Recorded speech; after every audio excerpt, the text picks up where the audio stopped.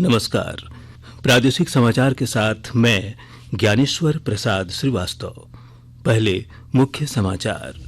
प्रधानमंत्री ने महर्षि स्वामी दयानंद की 200वीं जयंती के अवसर पर दिल्ली में आयोजित समारोह श्रृंखला का किया उद्घाटन। कहा, देश भेदभाव रहित नीतियों और प्रयासों के साथ कर रहा है प्रगति। मुख्यमंत्री ने झारखंड के नवनियुक्त राज्यपाल सीपी राधाकृष्णन को दी बधाई। श्री राधाकृष्णन राज्य के होंगे 11वें राज्यपाल।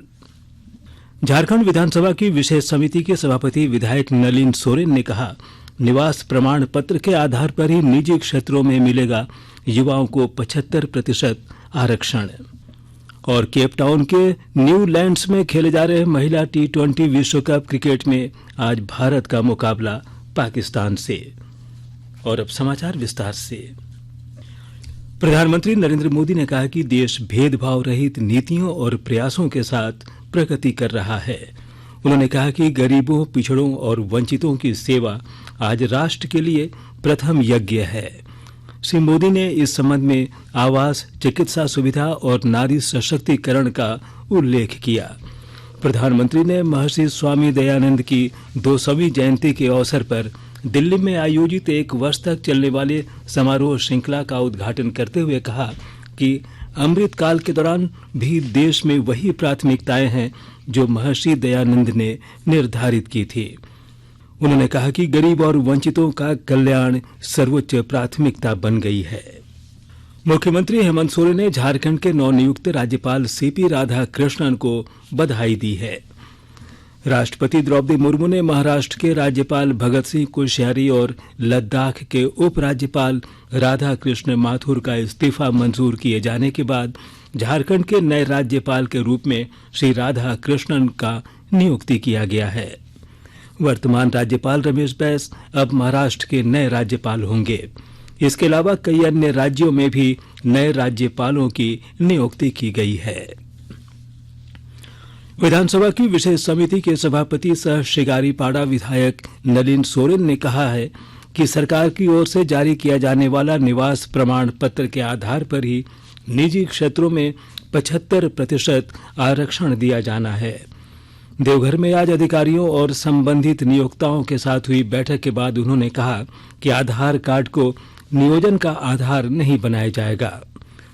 विधायक श्री सोरेन ने कहा कि प्रश्न एवं ध्यानाकर्षण की विशेष समिति को झारखंड के सभी जिलों में समीक्षा कर 45 दिनों के अंदर सरकार को रिपोर्ट सौंप देनी है। उन्होंने कहा कि जल्द ही जिला स्तर पर भी इसकी समीक्षा की जाएगी। विधायक ने कहा कि सरकार ने जो प्रावधान किया है उसे हर हाल में लागू करना है और इसके लिए उपायुक्त को अधिकार दिया गया है। समिति के सदस्य पुड़ैयाहाट विधायक प्रदीप यादव ने कहा कि सरकार ने सितंबर 2022 में ही निजी क्षेत्र में नियोजन की प्रक्रिया को लागू कर दिया है। केंद्रीय जनजातीय मामले के मंत्री अर्जुन मुंडा ने आज गुरुग्राम के सिविल अस्पताल में इलाजरत झारखंड की बच्ची का हाल जानने के लिए अस्पताल पहुंचे। इस दौरान उन्होंने कहा कि एक दंपति द्वारा प्रताड़ित किया जाना अत्यंत दुखद है और दोषियों पर कड़ी कार्रवाई की जानी चाहिए। आकाशवाणी के ताजातरीन समाचारों के लिए आप हमारी वेबसाइट newsonair.com पर लॉग ऑन कर सकते हैं।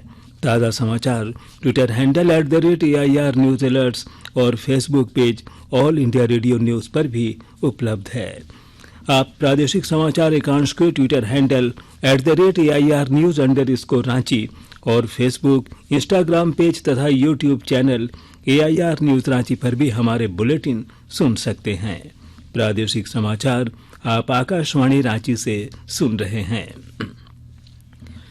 लातेहार जिले के सुदूरवर्ती गांव में भारत संचार निगम लिमिटेड BSNL का मोबाइल टावर लगाया जाएगा। इस संबंध में जिले के उपायुक्त भोर सिंह यादव ने नेटवर्क नहीं रहने वाले गांवों को चिन्हित करने का निर्देश प्रखंड स्तरीय अधिकारियों को दिया है। और ब्यौरा दे रहे हैं हमारे संवाददाता। बीएसएनएल द्वारा मोबाइल टावर लगाया जाएगा।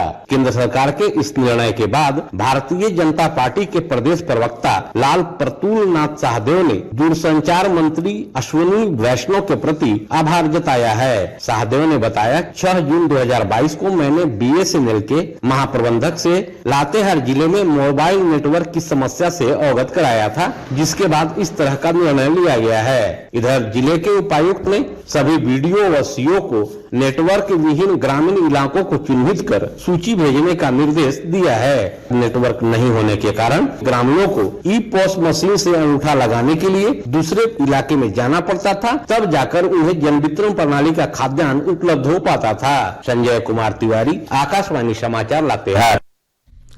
हजारीबाग जन जागरण केंद्र की ओर से पंचायत भवन ताजपुर में जैव विविधता प्रबंधन समिति के अध्यक्ष से सदस्यों, जनप्रतिनिधियों और महिला मंडल की सदस्यों के लिए एक दिवसीय प्रशिक्षण का आयोजन किया गया। प्रशिक्षक अनिल कुमार पांडे ने बताया कि पृथ्वी पर जीवन को बनाए रखने के लिए जैव विविधता अनिवार्य है। राज्य सरकार द्वारा अतिरिक्त कृषि सेस लगाए जाने के विरोध में आज पश्चिमी Singhbhum chamber of commerce and industries और Chaibasa chamber of commerce and industries के सदस्यों ने जनप्रतिनिधियों का घेराव किया। इस दौरान चाईबासा विधायक दीपक बिरुआ और सांसद गीता कोड़ा का घेराव किया गया तथा एक मांग पत्र सौंपा गया। पोप फ्रांसिस के राजदूत लियोपोल्दो जिरेली खूंटी में कैथोलिक महिला संघ के रजत जयंती समारोह में शामिल हुए। खूंटी के स्थानीय कलीसिया एवं महिला संघ के रजत जयंती समारोह में हिस्सा लेने पहुंचे पोप के प्रतिनिधि लियोपोल्दो जिरेली ने स्थानीय महिला संघ की जमकर सराहना की और कहा कि एक महिला यदि अच्छी माता होती है तो उससे पूरा परिवार, समाज, देश और दुनिया बेहतर होती है। महिला टी20 विश्व कप क्रिकेट में आज शाम भारत का मुकाबला पाकिस्तान से हो रहा है। केप टाउन के न्यू लैंड्स में खेले जा रहे इस मैच में पाकिस्तानी टीम ने टॉस जीतकर पहले बल्लेबाजी करने का निर्णय लिया। ताजा समाचार मिलने तक पाकिस्तानी टीम ने 3 विकेट पर 46 रन बना लिए थे। पटना में आयोजित 18वीं राष्ट्रीय जूनियर अंतर जिला एथलेटिक्स मीट 2023 में 16 आयु वर्ग के बालक वर्ग में 600 मीटर की दौड़ में गुमला के साकेत मिन्स ने सिल्वर मेडल जीता है। साकेत की इस जीत पर जिले के उपायुक्त सुशांत गौरव ने बधाई देते हुए उसके उज्जवल भविष्य की कामना की है। और अब संक्षिप्त समाचार। रामगढ़ जिला भाजपा कार्यालय में आज रामगढ़ विधानसभा उपचुनाव को लेकर एनडीए की एक बैठक हुई। बैठक में भाजपा प्रदेश अध्यक्ष दीपक प्रकाश, भाजपा प्रदेश महामंत्री आदित्य साहू, हजारीबाग सांसद जयंत सिन्हा, गिरिडीह सांसद चंद्र प्रकाश चौधरी सहित आजसू पार्टी के पदाधिकारी उपस्थित थे। सरायकेला जिले के आदित्यपुर अटल पार्क सभागार में भाजपा मंडल कार्य समिति की बैठक हुई, जिसमें कार्यकर्ताओं को आगामी मिशन 2024 को लेकर निर्देश दिए गए। सरायकेला खरसावां जिले के आदित्यपुर थाना क्षेत्र अंतर्गत विद्युत नगर न्यू बस्ती में 7 फरवरी को हुए गोलीकांड के 3 आरोपियों को पुलिस ने हथियार के साथ गिरफ्तार कर लिया है। रामगढ़ विधानसभा उप निर्वाचन 2023 के मद्देनजर आज जिला समाहरणालय स्थित एनआईसी कक्ष में सामान्य प्रेक्षक डॉक्टर हीरालाल, जिला निर्वाचन पदाधिकारी माधवी मिश्रा सहित अन्य पदाधिकारियों ने राजनीतिक दलों के प्रतिनिधियों और प्रत्याशियों की उपस्थिति में ईवीएम से संबंधित विभिन्न उपकरणों का सत्यापन किया। और अब अंत में मुख्य समाचार एक बार फिर। प्रधानमंत्री ने महर्षि स्वामी दयानंद की 200वीं जयंती के अवसर पर दिल्ली में आयोजित समारोह श्रृंखला का किया उद्घाटन। कहा, देश भेदभाव रहित नीतियों और प्रयासों के साथ कर रहा है प्रगति।